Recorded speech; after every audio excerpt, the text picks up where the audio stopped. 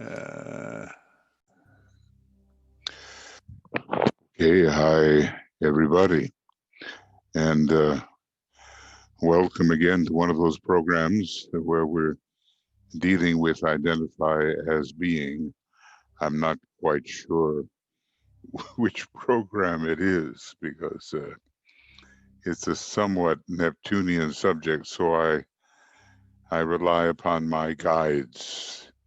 In this case, uh, Michael Stacy and or Michael Crow to orient me as to what number this may be. Just wanted to, this is an amazing picture of Vulcan, and I didn't want to switch to my own text before looking at this. It's a very kind of Nordic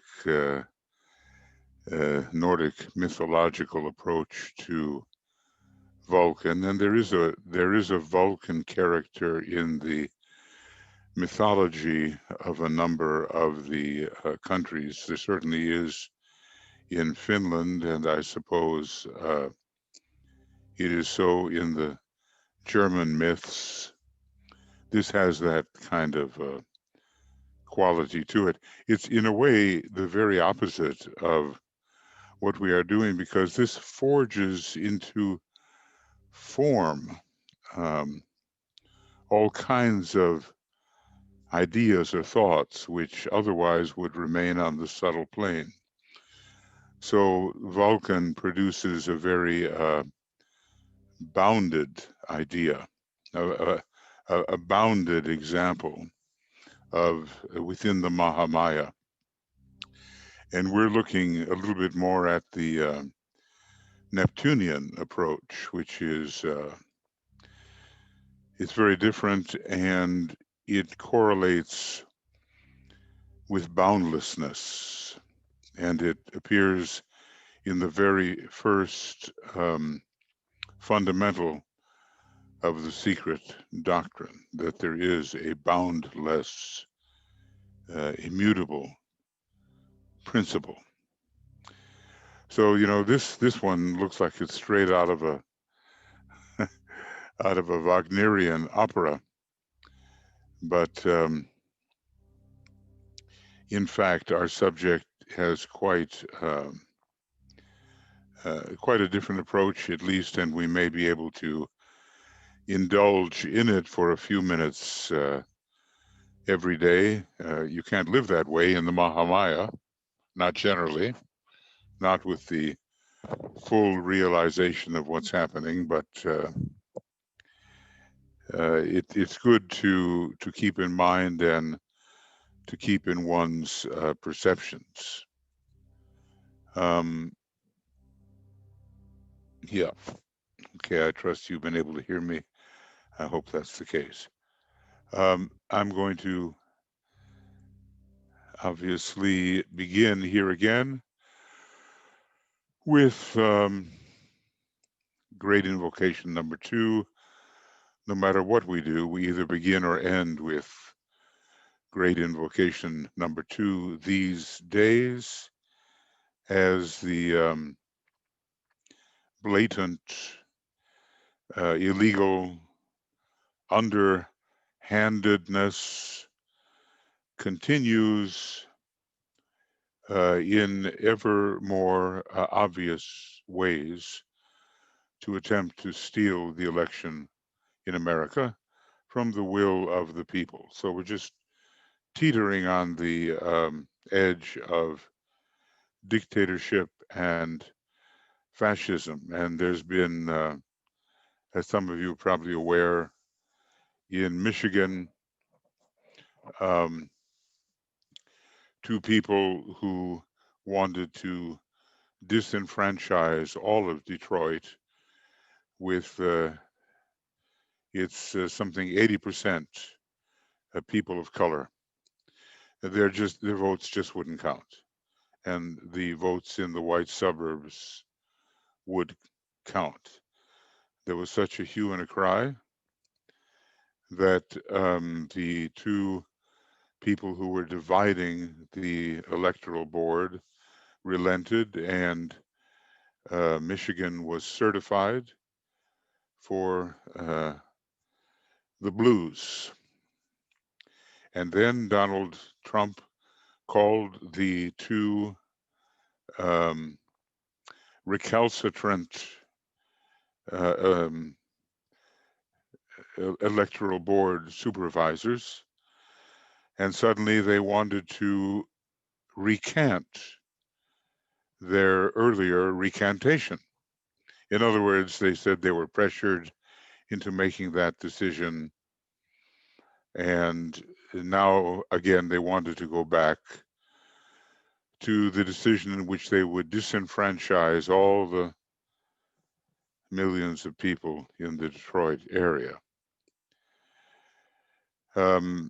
I think, as much as I know about it, fortunately, they can't do that now. The deadline has been reached apparently, but now the same type of ploy is being attempted in Wisconsin and who knows, other members of the blue wall, so to speak, the former blue wall. I think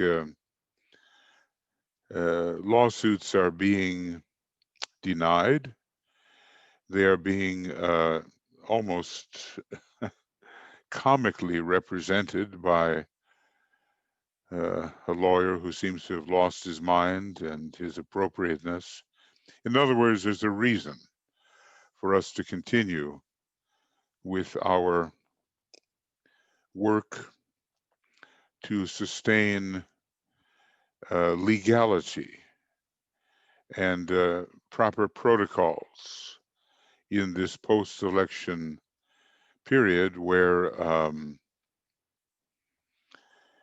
the occupant of the White House continues to say it would be foolish to bet against me. So there are many other things that that might be done to upset and throw into chaos this post-election period prior to the inauguration. In other words, our work is needed, and we continue, even though our subject tonight is, you know, it's out of the world of Mahamaya, and all of this is very much in the world of Mahamaya. Nevertheless, we have to live consciously in two ways simultaneously. We have to live within the world of relativity and also be aware somehow of the world of non-relativity. And that's, you know, our subject pretty much during these identify as being sessions. So now, great invocation number 2, and we apply it as we will, according to the present circumstances which threaten the growth of the hierarchical type of government that is democracy, not just in the United States, but all over the world. If the United States falls into blatant fascism, it will be a huge challenge to democracy in governments all over the world.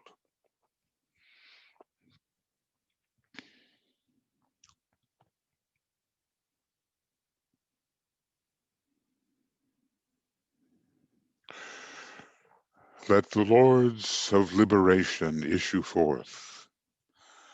Let them bring succor to the sons of men. Let the rider from the secret place come forth, and coming save. Come forth, Almighty One.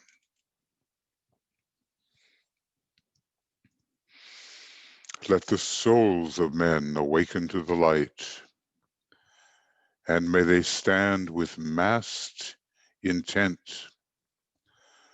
Let the fiat of the Lord go forth. The end of woe has come. Come forth, O mighty one. The hour of service of the saving force has now arrived. Let it be spread abroad, O mighty one. Let light and love and power and death fulfill the purpose of the coming one. The will to save is here. The love to carry forth the work is widely spread abroad. The active aid of all who know the truth is also here. Come forth, O mighty one, and blend these three. Construct a great defending wall. The rule of evil now must end.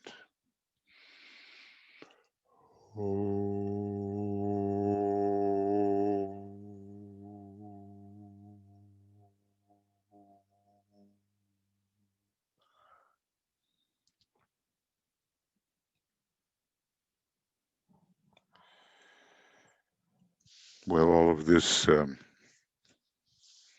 used 80 years ago, really, at a critical moment in the Second World War, has applicability again, because these forces of obstruction are really relentless. And until they're soundly and thoroughly and completely beaten, and perhaps that will not be final until the judgment day, which is still a long way ahead, they will continue to mount their attacks against the aspirants and disciples and initiates and even against the masters themselves.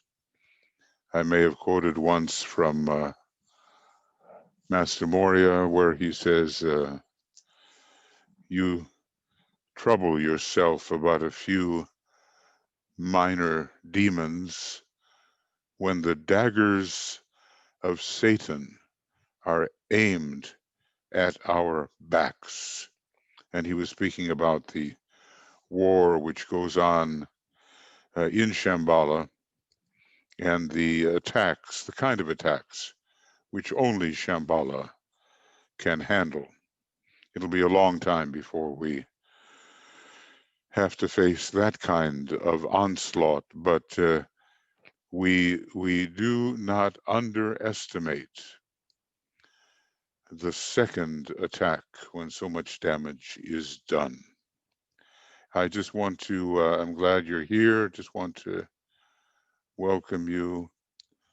Of course, Michael and Tuya keeping us in good order, and welcome Anna and Anne and Annette and Astra and Aurea, Catherine, Frederick, Heike, Isabel, Jesse, and Joe Waltz, one of our communications group,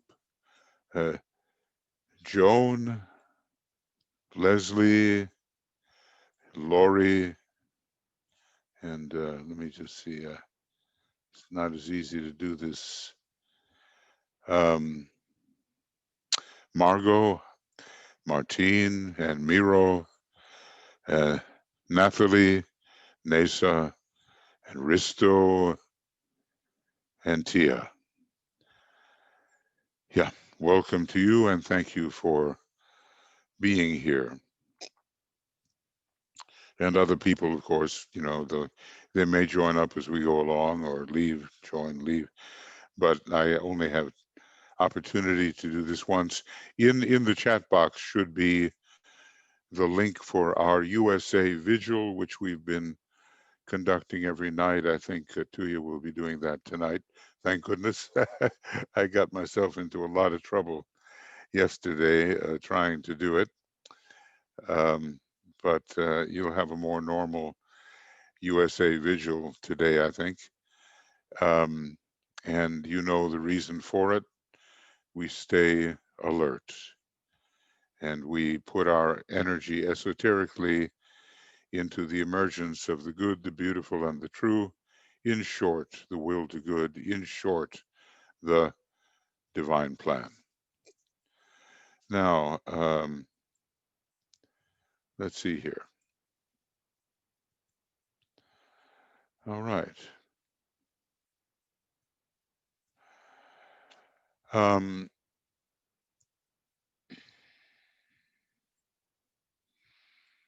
there is just a number of places to begin. I hope to have this book ready, Seeds of the Infinite, before too long.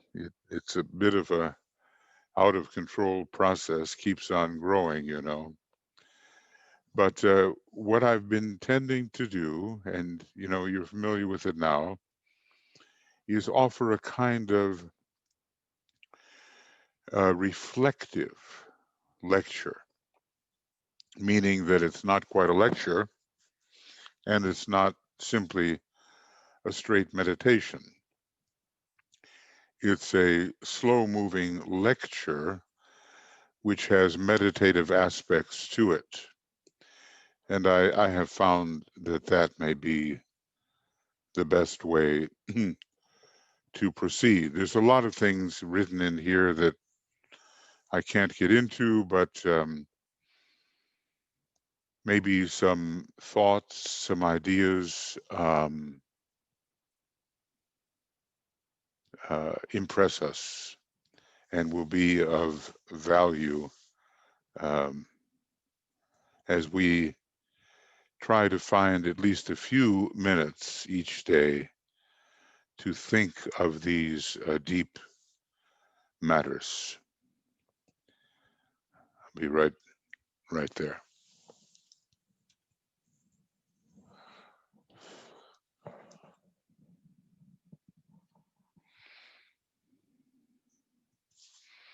So let's align.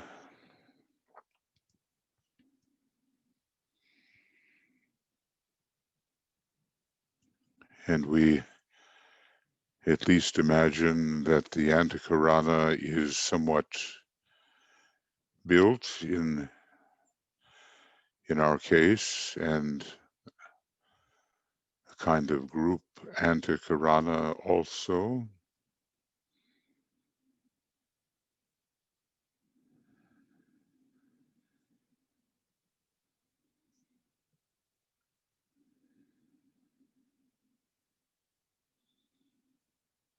And we hope to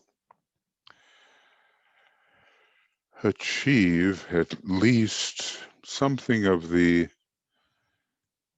perspective of the soul, and really to fulfill our objective, something of the perspective of the spiritual triad, the abstract mind, the intuition or transcendental mind, and the spiritual will.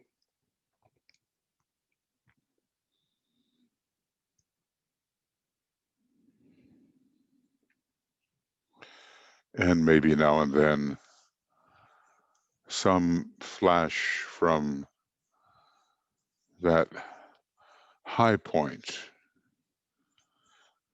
that highest point of tension that the normal human being experiences, which is the monad. We cannot call the Christ and the Buddha anymore the normal human beings. They are members of the fourth creative hierarchy, or the ninth, and they already have some growing access to the cosmic astral plane, and they are residents of the council. That's not, normal when you think of what we are.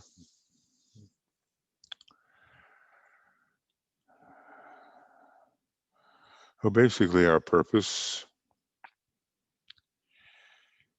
in these kinds of reflections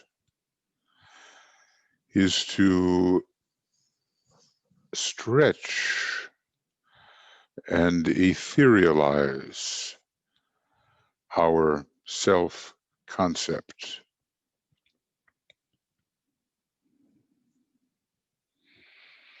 We usually think we are something, this or that, but we change what we think. And we stretch our self-concept into a boundaryless state, and we also compress it until we become that ever lessening, that ever lessening factor in universe, which we call the absolute infinitesimal.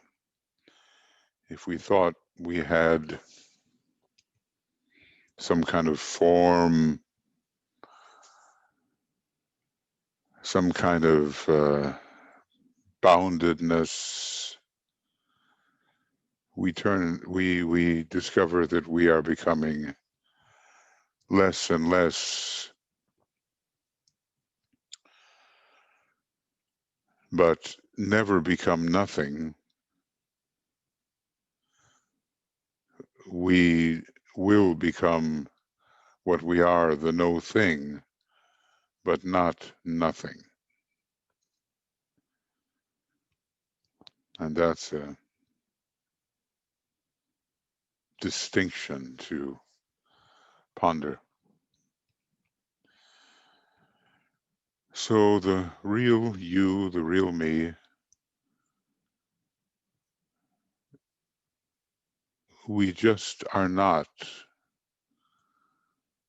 what we customarily think we are when we live our personality life, even our soul life. That self-concept grows and grows as we, become more mature in years, but it's not the reality.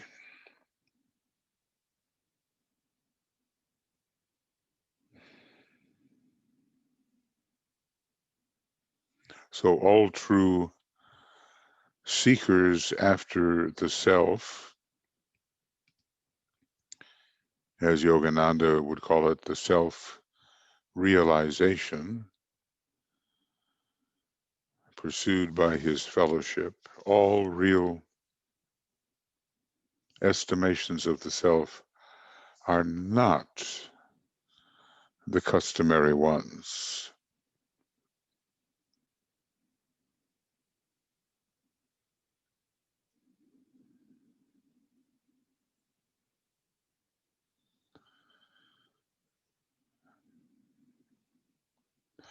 And we want to be able to switch into something truer about our identity,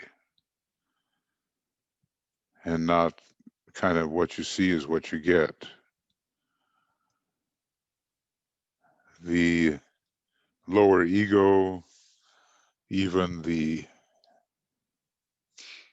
ego of the egoic lotus, or the capital E ego of the triad, well, even the all caps ego, we might say, of the monad, these are not the absolute reality of what we are.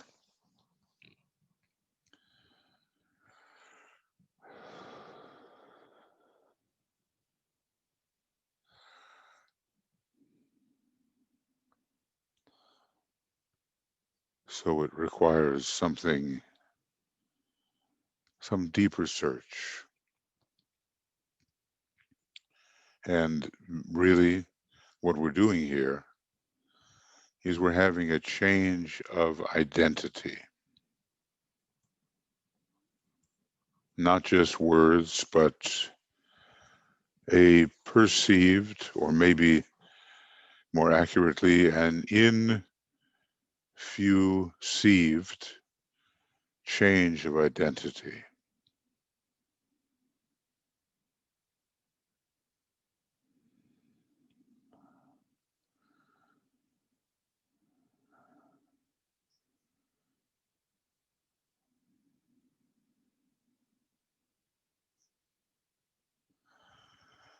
Now, if we're going to merge with other beings and recognize in the merging that we are those other beings,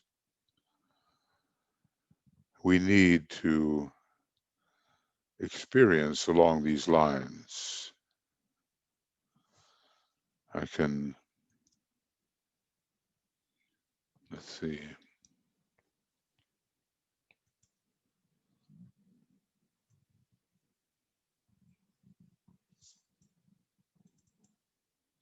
I'm going to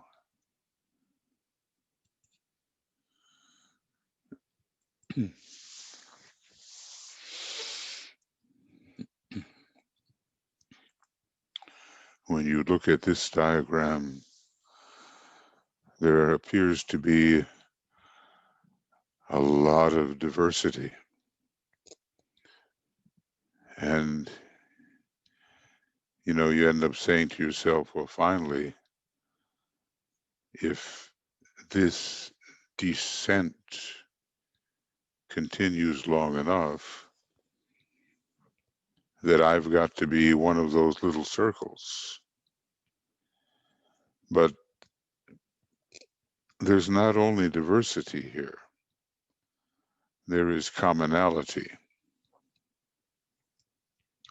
And there's a lot of merging.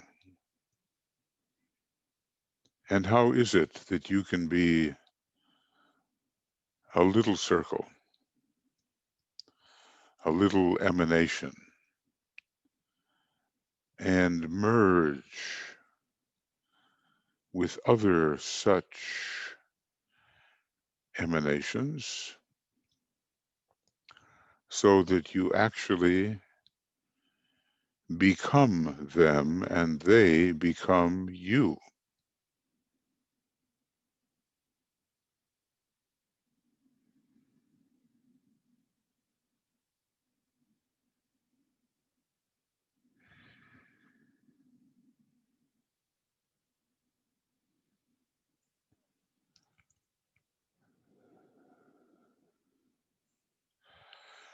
So that's quite a mystery, really.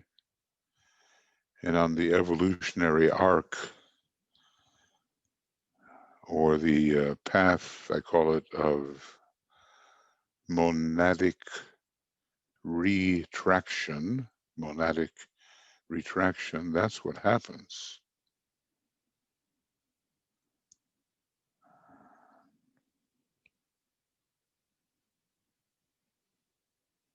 So do you think then that you lose your individual identity, or that you actually find your identity increasingly?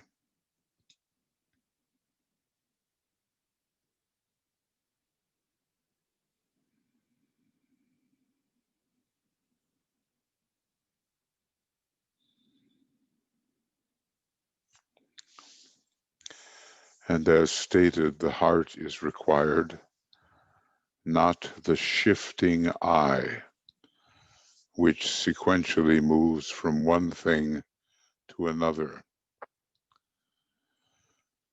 Rather, stillness in the heart begins to reveal the identicality of that with which we merge.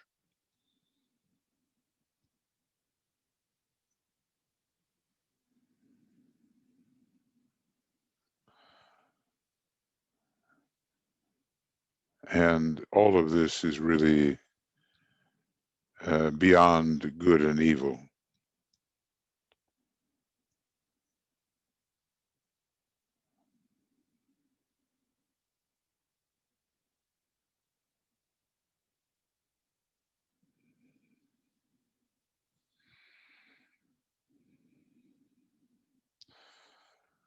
And so we are on that path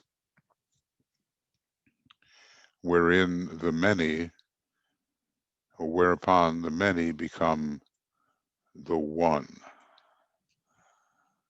that they have always been. So we begin to detect something else, not what form tells us about, but something else, which of course really is not something else. There is no something else, finally, in reality. In reality, you can't use a preposition really, but in the state of the real, there's nothing else. But in the state of Mahamaya, the real begins to look like something else, which it isn't, really.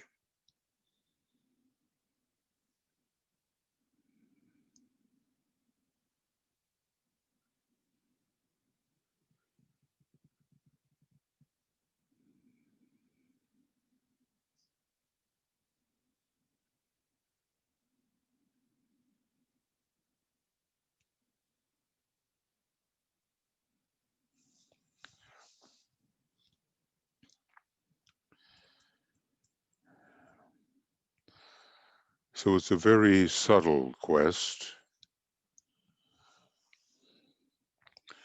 that is undertaken by a limited consciousness we call an emanation.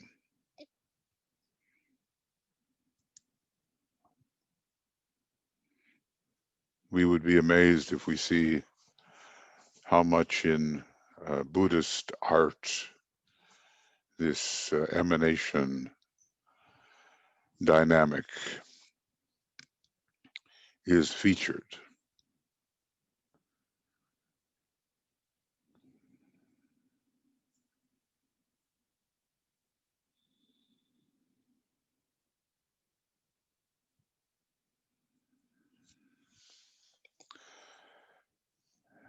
And the why of it all, well, last week we read about the problem of evil, and we saw that it was a question of limitation. But why the self-limitation?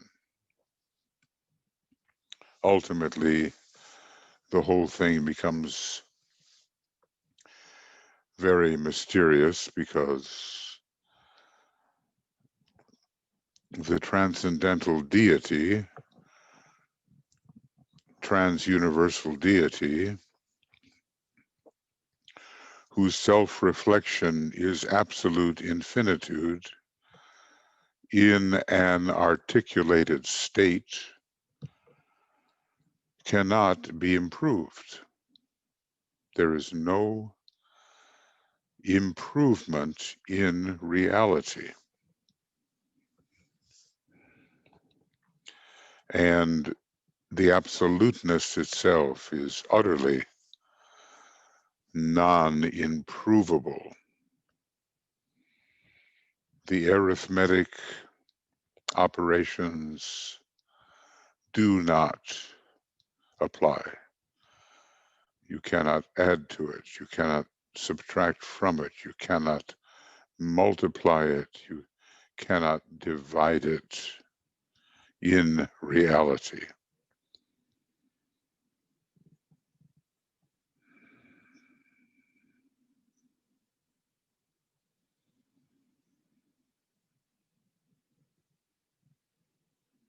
So there is no improvement in our essential reality, but there is constant opportunity for improvement within our Mahamayavic actuality and forever, cyclically. Improvement in that state is a return to archetypalization.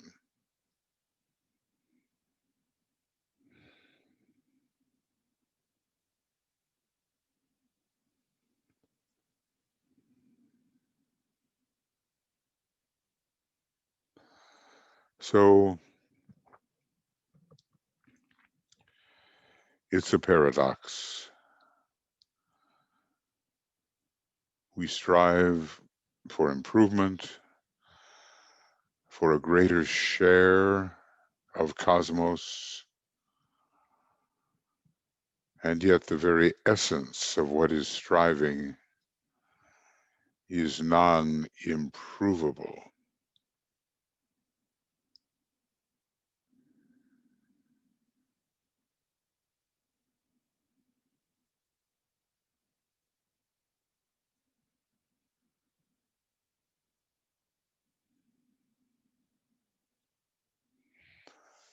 So these are not necessarily thoughts for everyone, because they won't make sense to so many people, but maybe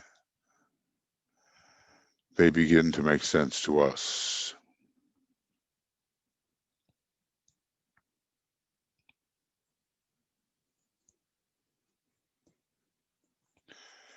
And it really begins to make sense to us when the presence becomes present.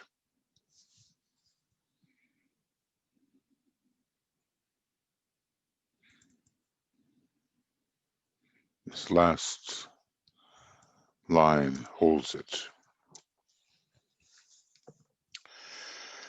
We live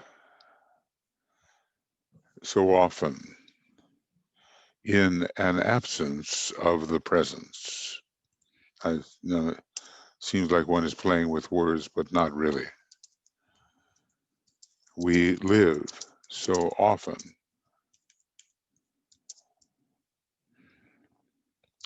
in a state of consciousness which is an absence of the presence. And even within the universe, I'm not talking super universally at all times, because we are so immersed in form that it blots out the presence. And yet in Rule 9, we are told to achieve that state, hiding all difference, blotting out all form.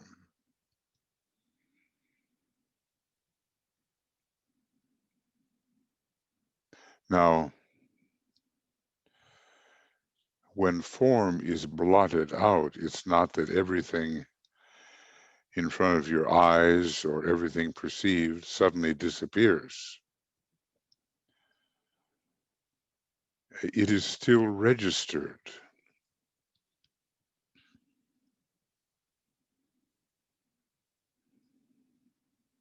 But the heart, or maybe the hearts, are so energized that the presence appears in the midst of diversity, and the presence is realized as that diversity.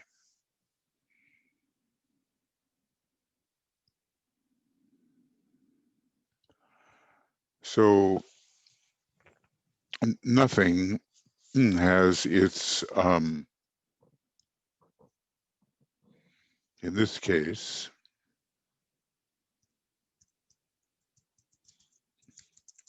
nothing has its own being.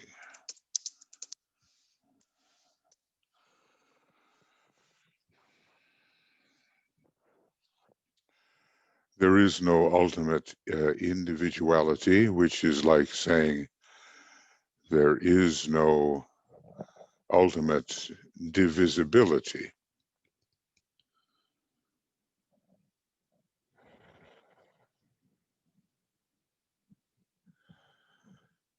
It all arises from the presence, and infuception will reveal that.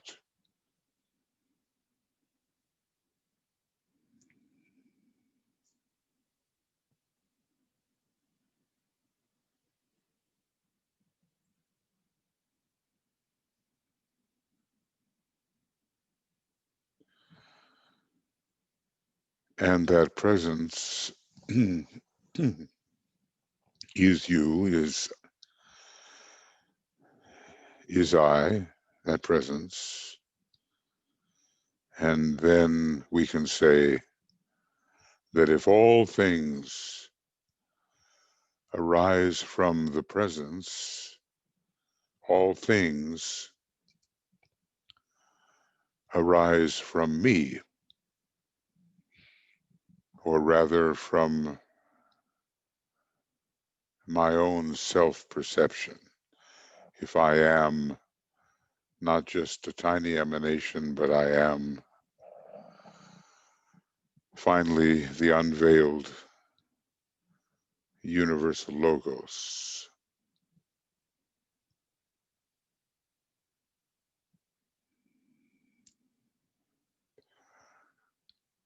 So a big task is to remove the boundaries, the veils. So I know what I am.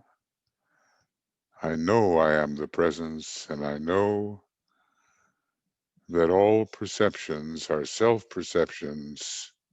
All things are self-perceptions arising from me. Naught is but me, says the ancient mantra.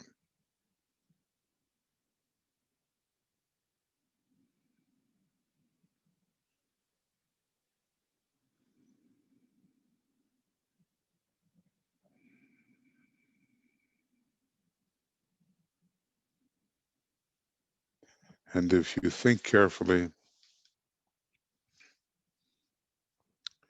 you will see how the old phrase can be extended.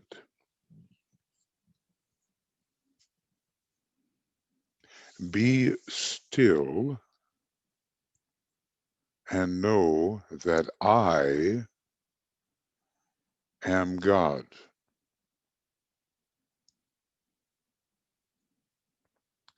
in the state of the non-movement of consciousness, the I am God realization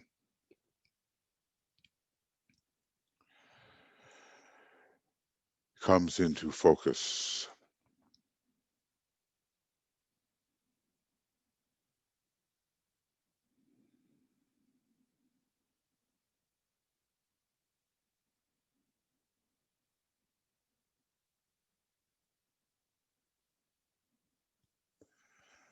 And so finally,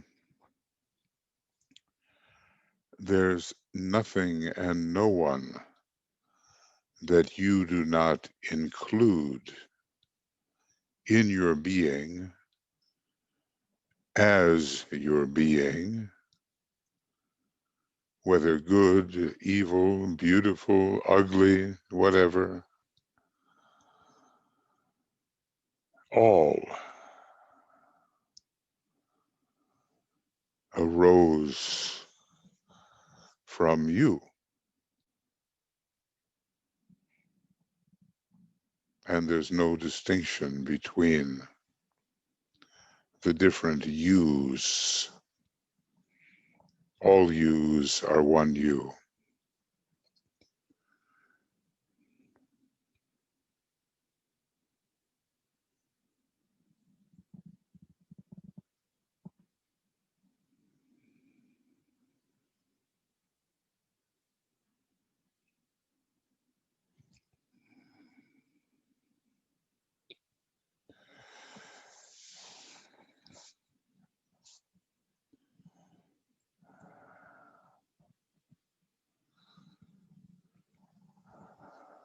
So no matter what you see, no matter what you register in your normal sensory apparatus or super sensory apparatus, it's all you, not just platitudinously, because you can say anything and it doesn't mean anything, but really.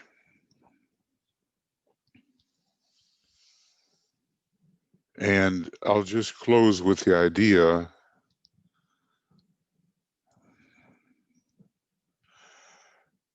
that we are searching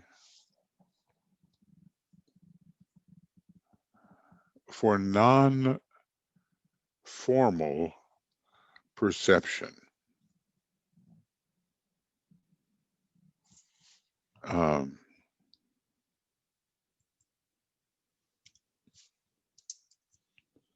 which is infuception.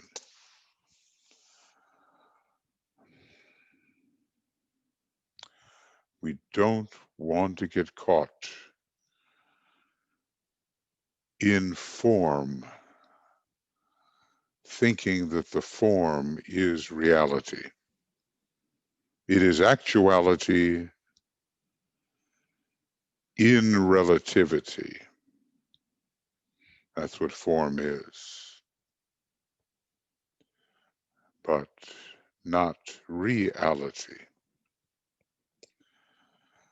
We are looking for something that has no parts.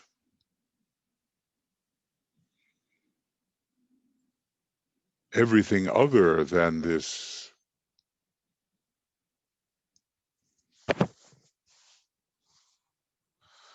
everything other than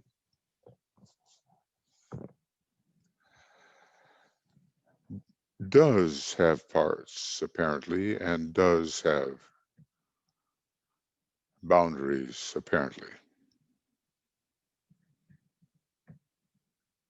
So all the many, many, many, uncountable, really, things, perceptions in absolute infinitude have parts, boundaries, distinction, articulation.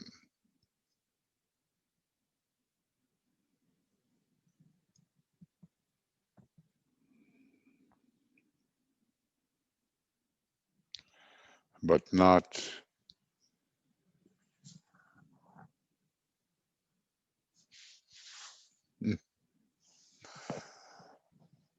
that, this, that, this, but really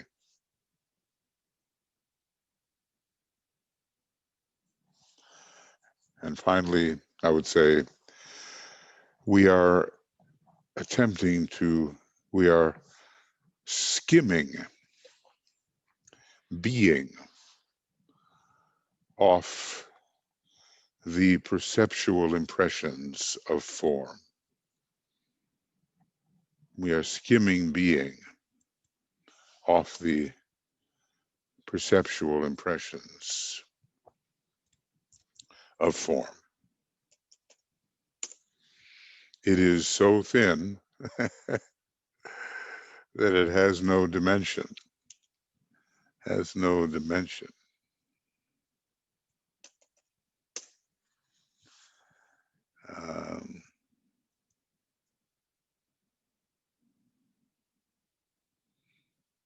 I'm not doing too well here, but I'm trying. Anyway, this is as far as we'll go now. Obviously, we're going to use relativistic language. That's all we've got.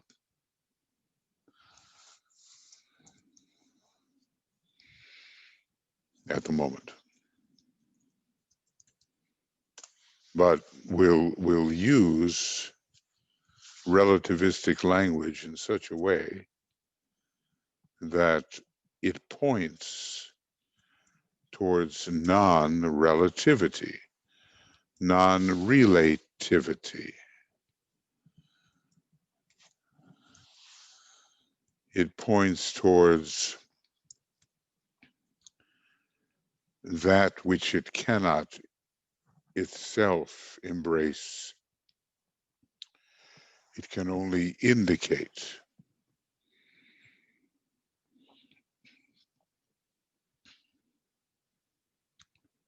And so, as I say, a little bit every day, even if it's just 5 minutes in relative time,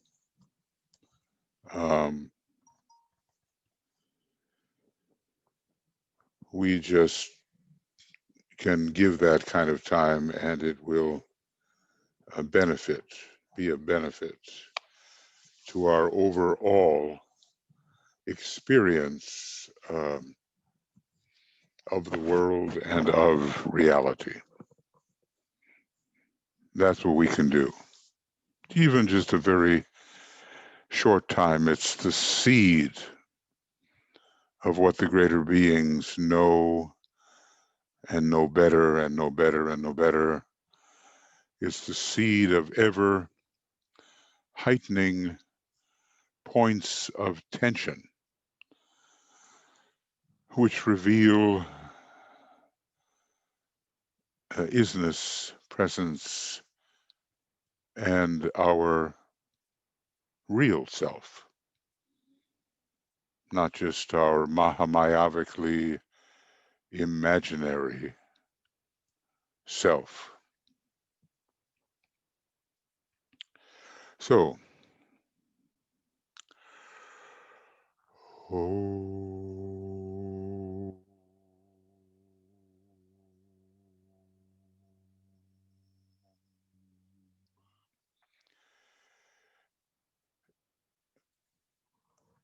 I'm going to make sure that we do stop quite close to 7:30 GMT, because at 8 GMT we have our vigil meditation, for the USA, and the 2025 group, 2025 initiative, has ongoing daily vigils in which quite a few people are participating, and ours is focused on bringing the election through the troubled waters of selfishness and egotism until the will of the people, albeit, in the relative world, is achieved. So we have to make sure that we can begin on time, and that tends to cut a little bit short these programs, but not too short. So if you have any thoughts or questions here, statements you'd like to make, either verbally or written, then okay. This is the time to do it. And Michael. Yep. Jesse has written a couple of comments. First, we are becoming boundlessness itself. Okay, and let me respond to that is a truth in consciousness. And when it comes to the a still deeper level of truth, we are becoming what we already are. So the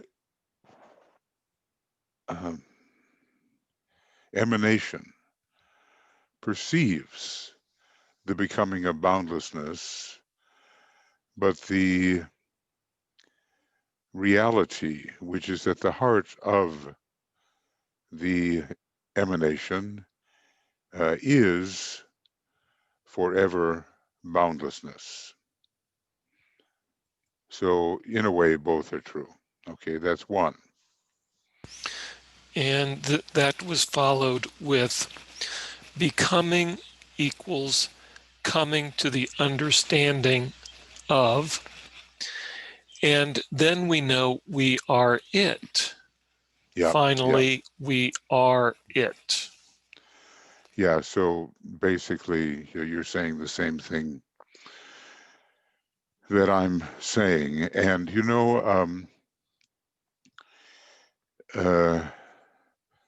perception is not necessarily an act of understanding, but infuception,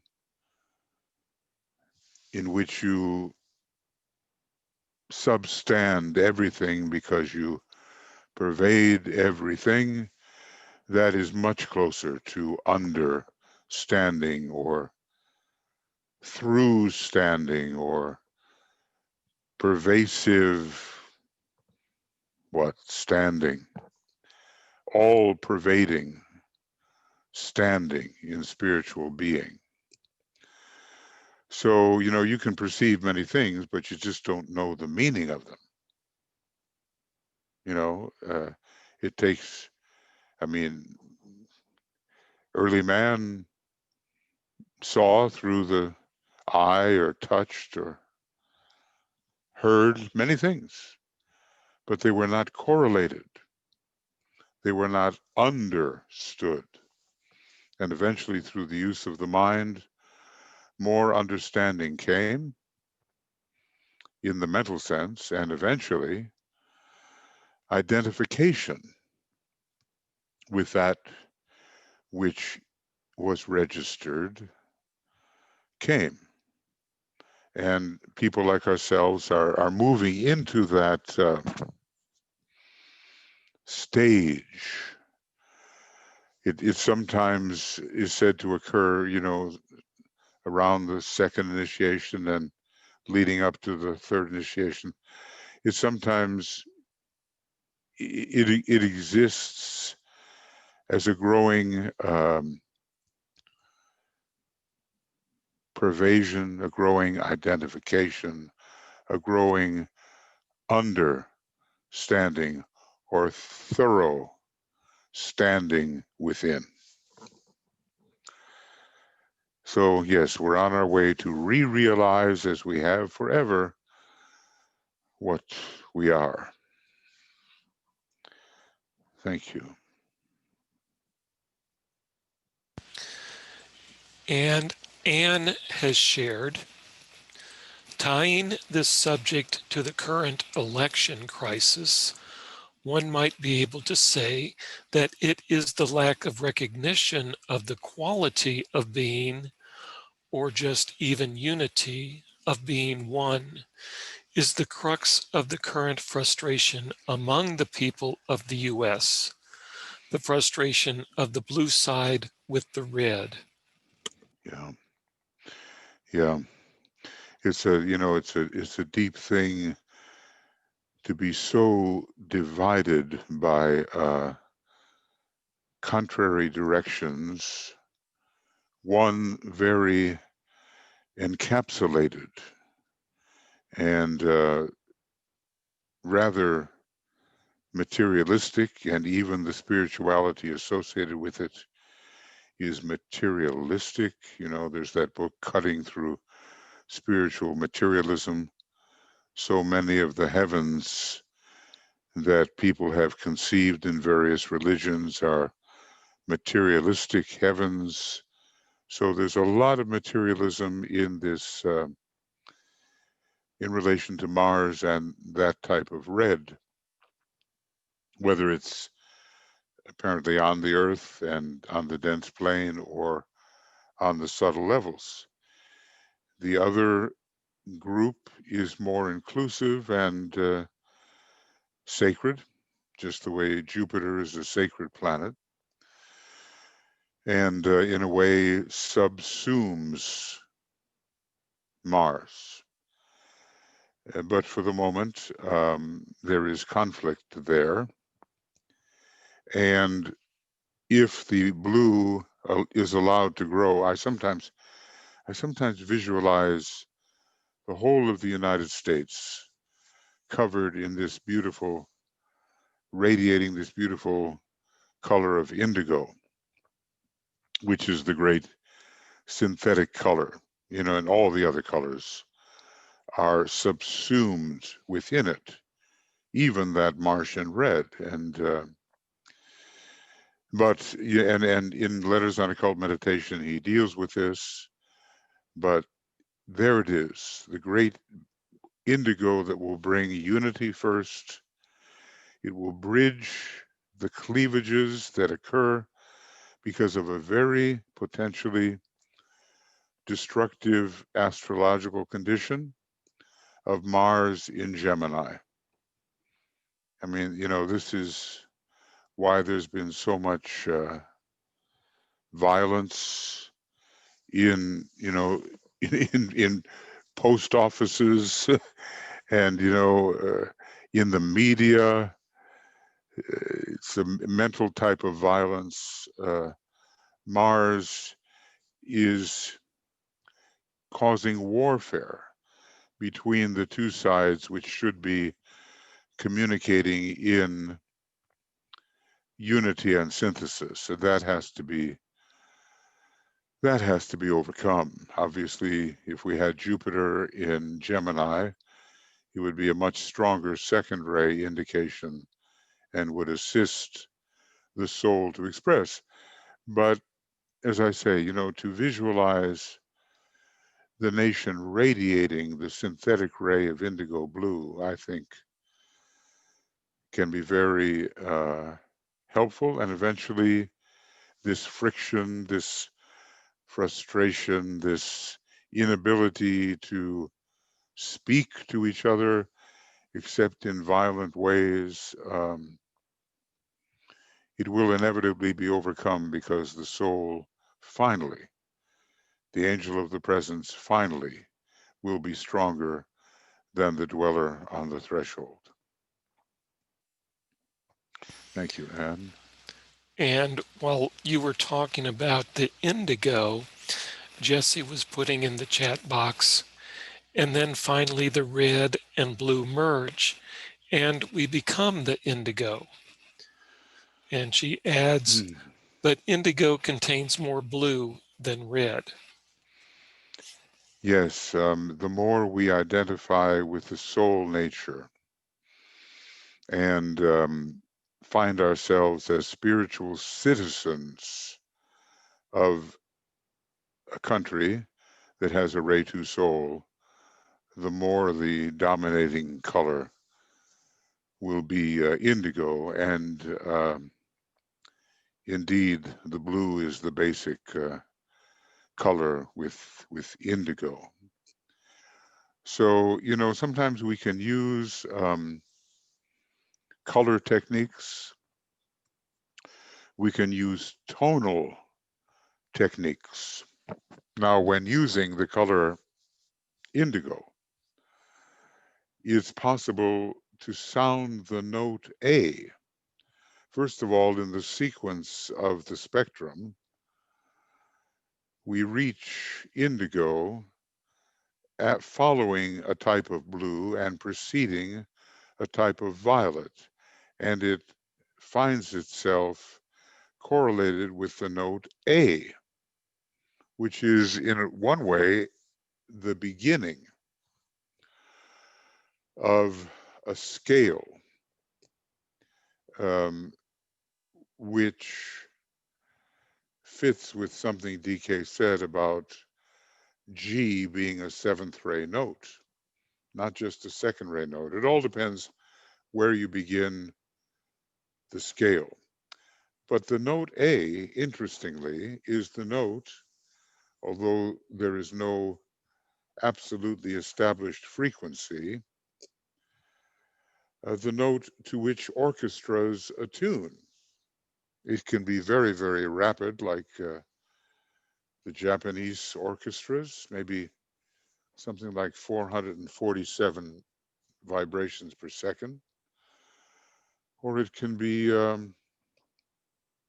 more like the A in Bach's time, which was down in the teens of the 400s. And different A's are chosen, but interestingly, exactitude of frequency is what is required, and the esoteric color of the note A is indigo. So this links the synthetic second ray indigo with the esoteric fifth ray indigo, shows the connection of those two rays via the same color. So, you know, we'll be able to use certain forms, certain notes, certain colors, certain rhythms, certain words to achieve results which would seem to us now truly magical, and even so magical as to be, you know, disruptive if in the wrong hands, or, you know, enunciated by the improperly motivated human beings. And all of that's coming in a kind of a combination of the fourth and fifth ray in the future. Austria, the home of so many excellent musicians, has a fourth ray soul and fifth ray personality. Tibetan gives that to us. And Germany has the fourth ray soul, and I do believe very much the fifth ray mind. I think from those two countries, a lot will emerge along specifying exactitude of frequency upon which we can have the kind of accuracy we need to really evoke responses that are from higher points of tension. Yeah, 447. Yeah, that's right. 447 is what the Japanese orchestras tune to. Now, American orchestras, they tune to A440, pretty much. Yeah, and the word hertz means cycles per second, HZ. Thank you, Jesse.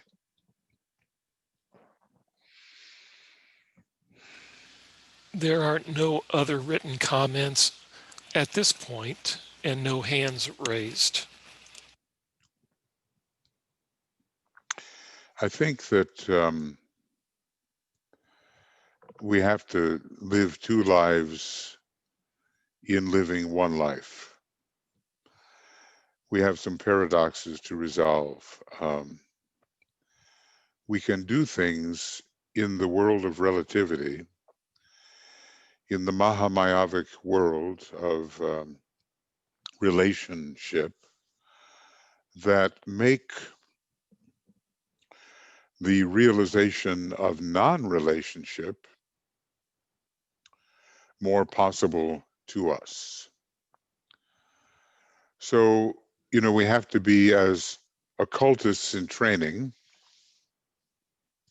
spiritual occultists in training, we have to be very careful.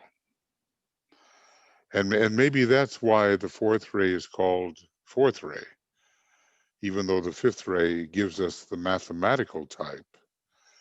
The fourth ray, which acutely depends upon frequencies for the establishment of harmony, is called the ray of mathematical exactitude. Now, you would think that would be the fifth ray, but this is what the Tibetan tells us, and nothing is more delicate than the achievement of harmony through the proper frequency.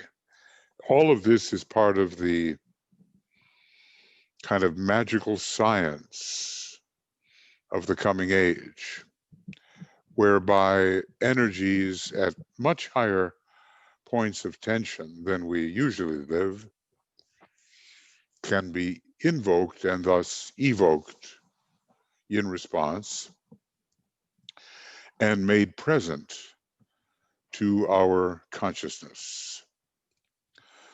In other words, we can begin to really have the pervasion of what the higher points of tension reveal right here in the area where we usually live, which usually is the dense physical body of the planetary logos or of the solar logos. We can transform this cosmically unprincipled area by accessing these higher points of tension in a very meticulous and scientifically accurate manner. And then that will really lead to the redemption of that which we have inherited from the moon chain and from the previous major solar system. When you read Letters on Occult Meditation, and by the way, you know, I've made now about 50 programs, 49, 50 programs on Letters on Occult Meditation. I'm almost to page 250, which means there's about 100 pages left. You'll find it to be a great book. It is extraordinary book, very, I find it to be a difficult book, even though it is written early on, but it's very technical. But you will find it gives you a wonderful foundation as to what meditation really is and what can be accomplished through meditation, and then it serves as an incentive for us to learn how to meditate in a more efficient and deep manner. So, those things are posted on Makara, and you can listen to them in the car, or you can put them on your phone, or you can, if you have time, sit down with them, because when you sometimes see the words and hear the words at the same time, it makes for a more impressive impact of what Master DK is trying to convey. I think you will find that there's so far, a lot of commentaries on Makara, which are video commentaries, and also some written commentaries, and there's more to come. It's like having a class where we all think together, paragraph by paragraph, line by line, word by word, and we see through very careful reading what each word may connect with out there in that universe of knowledge. So if you want to take advantage of what is offered to you on Makara, you can do that. And I would say we should. We've got 4.5 years left before the Great Conclave. And as I've often said, it is a time of assimilation of phase 2 of the great teaching that Master DK has given in preparation for the impartation of phase 3. So if we can use, we have a lot of things to do. We're very busy people, and there's a lot of social, political, religious crisis going on around us. But if we can spend some time to assimilate more and more of what Master DK has given already, we will be well served in the long run. So that's my plug for, getting with the assimilation work. Okay, friends. Well, that's maybe all we have to think about right now. And we will get into that practical work in the realm of relativity in another 45 minutes or a little less. And the Zoom connection is given here by Michael in the chat box right up at the top. And you can join us if you want to be part of that daily vigil that we're conducting in order to make the post-election period less chaotic and less theft-oriented, and trying to preserve the will of the people and not see them disenfranchised. So I think, Michael, if there's no more words, and thank you all, we're going to close with the great invocation. And all I have to do is find it. And there it is. And this, this will be on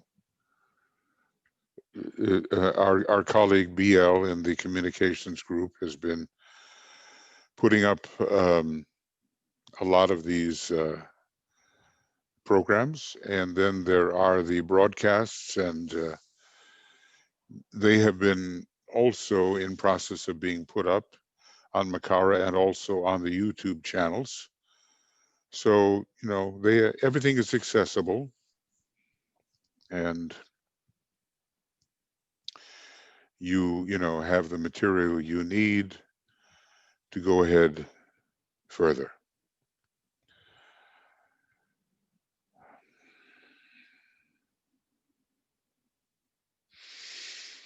From the point of light within the mind of God, let light stream forth into the minds of men. Let light descend on earth.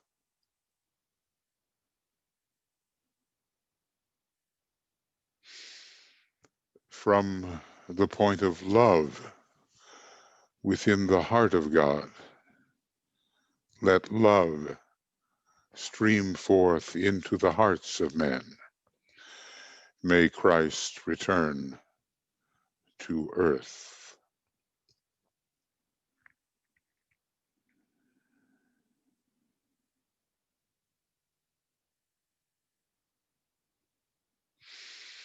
From the center where the will of God is known, let purpose guide the little wills of men, the purpose which the masters know and serve.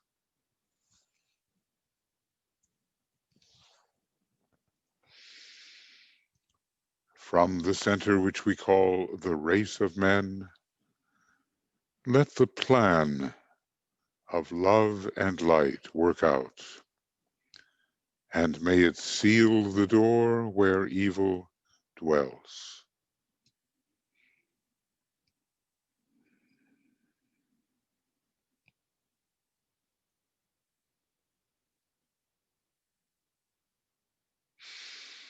Let light and love and power restore the plan on earth.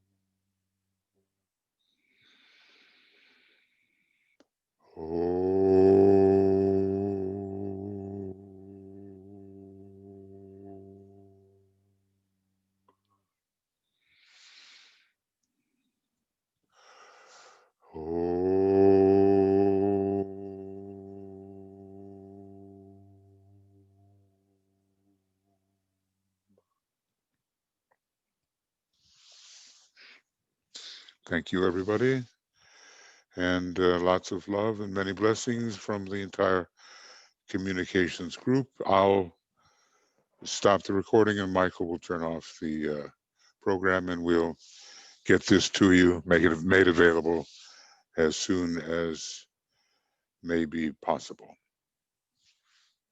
Bye-bye.